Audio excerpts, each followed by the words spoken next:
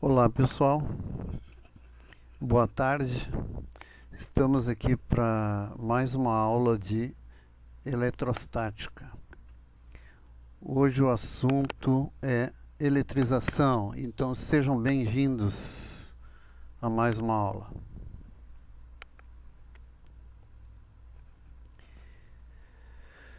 Bom, primeiramente vamos lembrar os princípios, né, da atração e repulsão, que são chamadas de leis de Dufay. Então, cargas elétricas de sinais opostos se atraem. Isso quer dizer o seguinte: positivo atrai negativo, negativo atrai positivo. E cargas de sinais iguais se repelem, ou seja, carga negativa com carga negativa, repulsão. Carga positiva com carga positiva, repulsão. Então, aqui temos uma figura que nos exemplifica isso, né? Então, cargas de sinais contrários, atração. Cargas de sinais iguais, repulsão. Vamos falar um pouquinho de materiais isolantes e condutores. Materiais isolantes são aqueles que não possuem cargas livres. Todo excesso de carga adquirido por um objeto constituído desse tipo de material fica concentrado na região na qual aconteceu a eletrização. Isso quer dizer o seguinte, gente. Quando tu pega, por exemplo, um canudinho de plástico e atrita ele contra um pano, uma flanela, as cargas elas ficam localizadas nesse canudo, né? Elas não se espalham. Então, no momento que tu tem um material com esse tipo de característica, a carga fica situada num ponto, tá? Num determinado ponto do material. Existem também algumas novas definições quanto a materiais isolantes, que na realidade não existem materiais isolantes, né? Os materiais são isolantes até um determinado ponto, depois passam a ser condutores. Então, isso são nomes que não são muito adequados. Então, hoje estamos se chamando materiais isolantes de maus condutores, em vez de isolantes. Porque isolantes dá a ideia que isola sempre, né? Quando não é verdade. Materiais condutores, então, apresentam cargas livres. Essas cargas livres podem ser através de íons ou de elétrons livres. E essas cargas livres, elas se movimentam ao longo desse corpo, tá? Assim, qualquer excesso de carga que tiver vai ser distribuído, né, nesse objeto. Quer dizer, ela não fica localizada que nem no isolante, tá? Ela se distribui, principalmente nos metais, né? Então, materiais isolantes e condutores. Característica dos condutores. Bom, os condutores metálicos, eles podem ser sólidos e eu tenho um líquido metal, né, que é o mercúrio, tá? Qual a característica deles, tá? A maioria dos metais que vocês conhecem na tabela periódica são sólidos, né? E o mercúrio é um metal líquido. Eles apresentam o quê? Elétrons livres. Esses elétrons, eles têm uma facilidade de movimentação entre vários núcleos, né, do emaranhado de átomos que perfaz a ligação metálica. Então, esses elétrons têm facilidade de movimentação. São esses elétrons que nos dão a boa condutividade elétrica dos metais. Os condutores líquidos ou gasosos, nesse caso, né, líquido não sendo o mercúrio, mas sendo qualquer outro líquido, né, eles apresentam íons livres. Então, o que eu quero dizer com isso? É o seguinte: se tu colocares sal na água, por exemplo, o sal tem íons, é um composto iônico, ele vai se dissociar na água e vai liberar seus íons. Esses íons ficam livres ali, né, podendo movimentar cargas elétricas. Tá? Nos gases acontece a mesma coisa. Por exemplo, uma chama, tá? Quando tu coloca fogo numa fogueira, uma chama qualquer, ela é composta de íons, né, gasosos, tá? Que conduzem a corrente elétrica. Então, uma chama conduz a corrente elétrica também, tá? Então, esses são os motivos que são chamados, então, de condutores iônicos. Corpos neutros ou eletrizados, que também pode ser chamado de carregados ou eletrizados.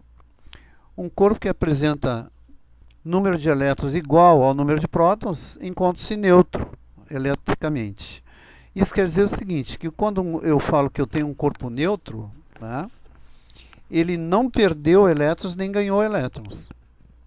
Porque quem se movimenta são apenas os elétrons. Os prótons não têm capacidade de se movimentar. Tá? Então, um corpo neutro tem a mesma quantidade de elétrons e prótons. Você sabe que os elétrons têm carga negativa e o próton tem carga positiva. Então, se ele é neutro, ele tem a mesma quantidade de elétron e a mesma quantidade de próton. Já um corpo que recebe elétrons, ele tem elétrons em excesso. Não é que ele não tenha mais prótons, ele continua tendo prótons, mas tem elétrons a mais que prótons. Então, esse corpo, ele está carregado negativamente. Então, ele tem carga elétrica negativa. Já um corpo que perde seus elétrons para outro corpo, né, ele sofre uma descarga de elétrons, ou seja, ele fica com carga positiva ao final. Isso quer dizer o seguinte, ele não perdeu todos os elétrons, ele perdeu alguns dos seus elétrons, né? Mas a quantidade de elétrons que ele ficou comparada com a quantidade de prótons, né? A quantidade de prótons é maior que a de elétrons e assim o corpo fica positivamente carregado. Princípio da conservação da carga elétrica. Gente, isso é muito importante. A carga elétrica, ela é uma propriedade física, é um dos pilares da física que se conservam, assim como energia, né?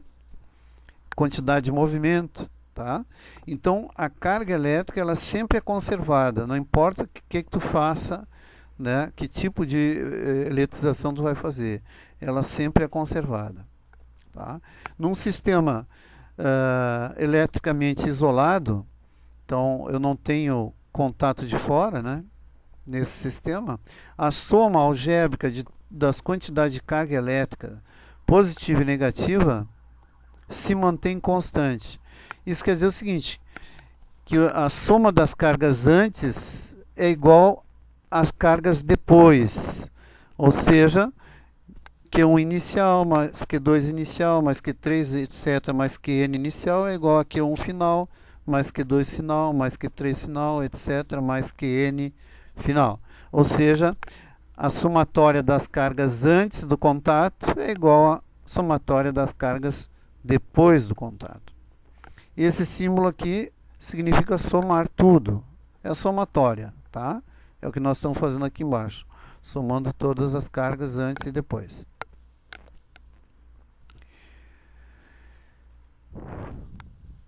Processos de eletrização.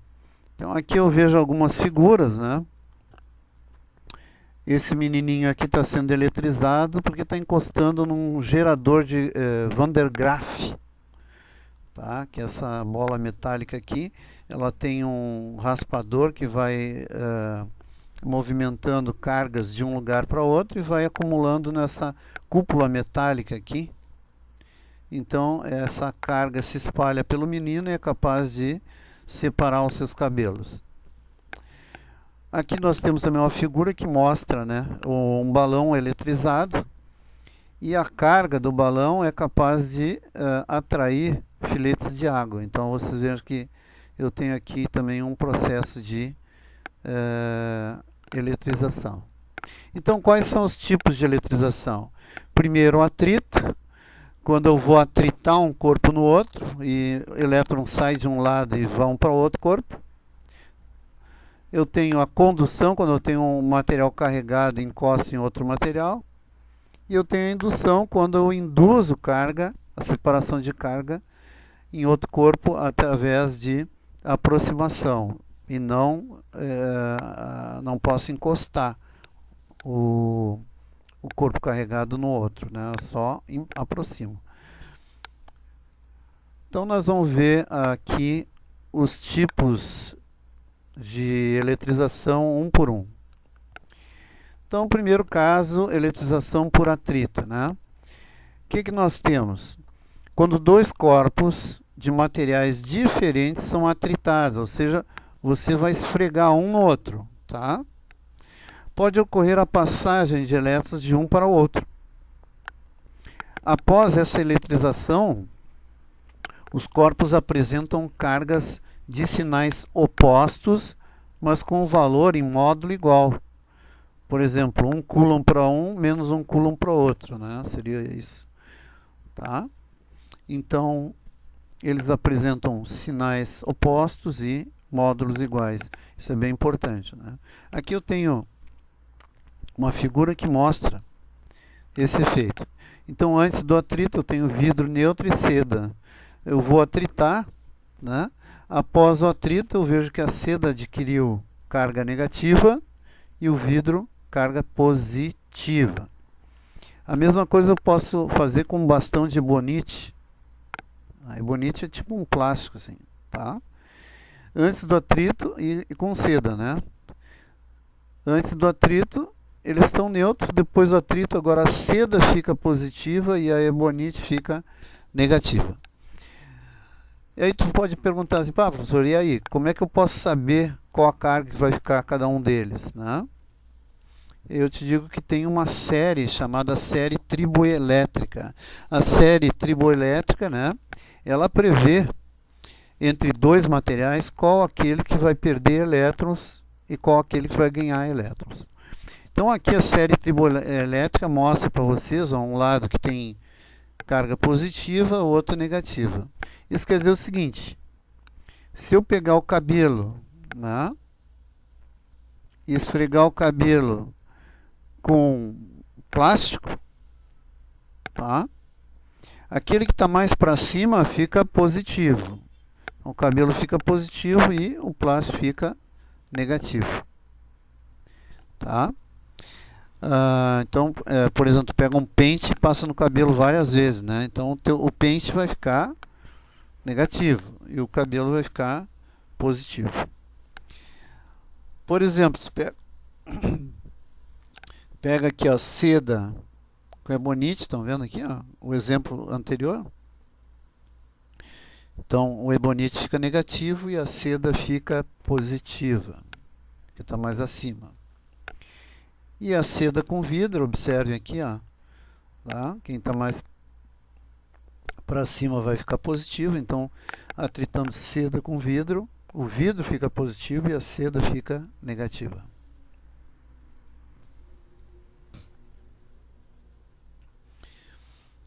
O segundo caso de eletrização é a eletrização por contato. Na eletrização por contato, nós temos um corpo carregado, né, ou dois condutores em contato, um eletrizado e outro neutro, e ocorre a passagem de elétrons de um para o outro, né, caso tenha diferença de carga, tá? Fazendo que o corpo neutro se eletrize. Tá?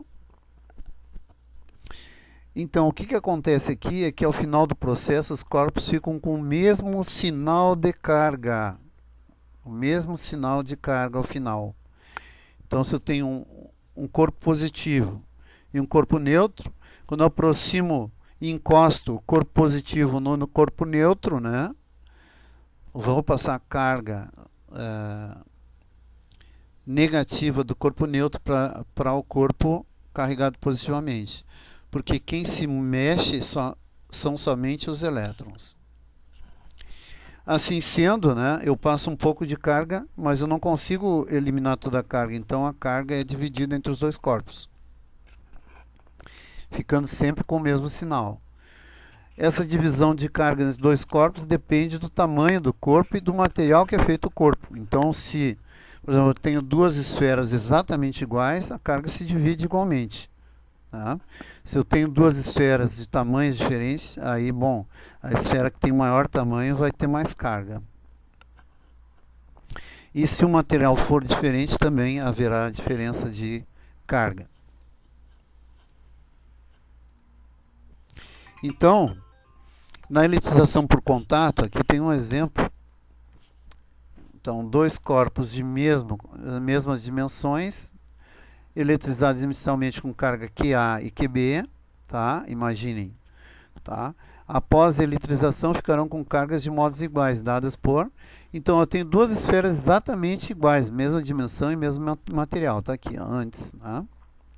Uma está eletrizada, né? E a outra está com outra carga, não sei que carga, ou está neutro, tá? No momento que eu encosto as duas, né? Vai haver transferência de carga daquele corpo que está mais eletrizado para aquele que não está. Então aqui no caso, com uma carga negativa, os elétrons estão indo do corpo A para o corpo B. Está aqui, ó. Se aqui fosse carga positiva, né, os elétrons iriam migrar do corpo neutro para o corpo de carga positiva. Tá? No caso aqui, então, os dois corpos ficam com cargas distribuídas igualmente, depois de separados. Por quê? Porque eles são idênticos e do mesmo material. E como é que eu calculo a carga final de cada um deles? Muito simples. Pelo princípio da conservação da carga, a soma das cargas antes tem que ser igual à soma das cargas depois. Então, se eu somar as cargas que eu tinha antes, tá? E dividir por 2, eu vou ter a carga final de cada um deles, tá? Porque eles são idênticos, né? Então, esse tipo de problema é bem comum, né, em provas de vestibular. Agora, com dimensões diferentes, aí tem que dar alguma instrução para te resolver isso.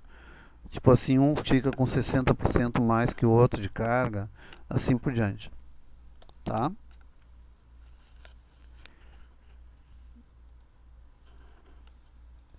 Muito bem. Eletrização por indução. Esse é o último tipo, então, de eletrização. Então, nós já vimos o atrito, já vimos o contato e a última é indução. No caso, na eletrização por indução, eu vou pegar um corpo carregado, né, aproximado a um corpo neutro, tá? Eu não vou encostar, eu vou aproximar, tá? O fato de eu aproximar um corpo carregado do neutro provoca no corpo neutro o que a gente chama de polarização das cargas. O corpo neutro começa a separar suas cargas internas, né? Por conta da proximidade de outra carga externa. Essa carga externa é o indutor, né? É a carga indutora. E eu posso então eletrizar esse corpo neutro sem haver contato com ele, tá? da carga com ele, tá? Então a carga adquirida pelo induzido, né? O induzido é o corpo que estava neutro, por exemplo, né? Tem sempre sinal contrário ao da carga do indutor. Então se eu aproximo uma carga positiva, né, no neutro, eu vou induzir carga negativa nele. Se eu aproximo com carga negativa, eu vou induzir carga positiva no induzido, tá, pessoal? Então aqui um exemplo de como ocorre isso, né? Primeiramente, nós aproximamos o indutor, né, ao condutor. Então aqui eu tenho um condutor metálico, vamos supor, né? E aqui eu tenho um tubo carregado negativamente. Veja que aqui no condutor metálico ocorre a polarização de cargas, ou seja, eu tenho separação das cargas. A carga negativa do indutor faz com que os elétrons se desloquem desse ponto aqui e vá mais afastado dele, né? Ok? Esse fenômeno é que explica, né, por que pequenos papéis picados são atraídos quando eu atrito um bastão de vidro, por exemplo, com uma flanela, tá? Então o bastão de vidro ele fica carregado e ele provoca a separação de cargas, mas veja que a carga de sinal contrário está mais próxima daqui, então existe uma atração aqui, ó, tá? Muito bem. Depois de aproximar o indutor ao induzido, nós temos que provocar a descarga desse induzido, tá? Então liga-se, tá, esse condutor à terra, né? Então eu ligo ele na terra e aqui o que vai acontecer? Esses elétrons vão migrar para a terra. Aí eu tiro esse fio aqui terra e eu vejo que o condutor vai ficar positivo. Retiro então o indutor e o induzido ficou positivo. Veja que ele ficou com carga contrária ao indutor.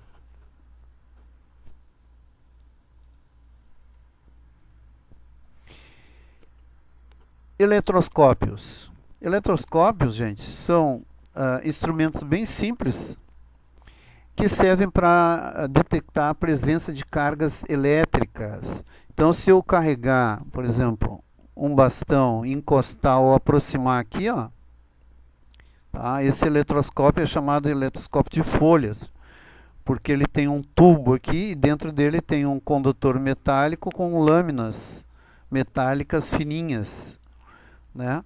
Quando eu faço essas cargas aqui debaixo dessas lâminas separarem, né? Essas lâminas separarem é porque as cargas são iguais. Então aqui vocês viram, eu estou induzindo a carga negativa para a esfera próxima ao bastão, positivo. Logicamente os elétrons se deslocam daqui para lá. Como os elétrons estão sendo deslocados para cá, o que acontece? Aqui embaixo fica positivo e as lâminas se afastam. Aqui outro modelinho de eletroscópio de folhas também, né? Uma outra construção, mas o fenômeno é o mesmo. Existem outros eletroscópios também, eletroscópios de pêndulo, tá? Que se possível a gente vai fazer no laboratório. Eletroscópio de giro também, tá? E o eletroscópio de folhas, ou lâminas, que são esses aí. Tá ok, pessoal? Se não há então mais nada, a aula fica por aqui, tá? Então até uma próxima oportunidade. Obrigado e até lá.